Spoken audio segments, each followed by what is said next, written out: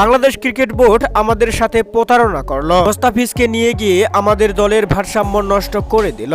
দর্শক, গুজরাট টাইটান্সের বিপক্ষে ম্যাচ হেরে উপস্থাপকের প্রশ্নের জবাবে একই বললেন MS ধোনি।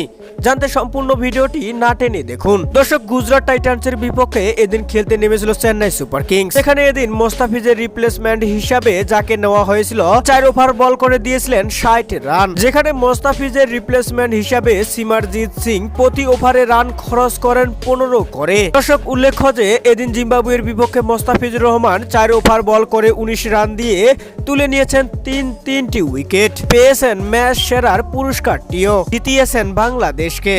নিজেকে বিশ্বমঞ্চে উঁচিয়ে ধরতে যা যা করতে লাগে সেটাই যেন করতেছেন মোস্তাফিজুর রহমান। MS ধোনিদের এটা মোটেই সহ্য হচ্ছে না, কেননা মোস্তাফিজুর রহমানকে পুরো IPL জুড়ে চেন্নাই সুপার কিংসের জন্য কিনেছিল ধোনিরা।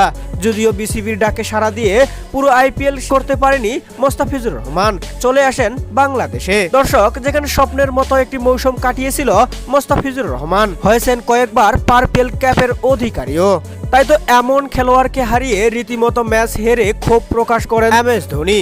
বলেন, BCB আমাদের সাথে প্রতারণা করলো। এখানে মোস্তাফিজকে পুরো IPL এর জন্য আমাদের দলের হয়ে খেলার কথা ছিল, সেখানে BCB নানা অজুহাত দেখিয়ে তাকে দেশে নিয়ে গেল। BCB এই কাজটি মোটেও ঠিক করেনি।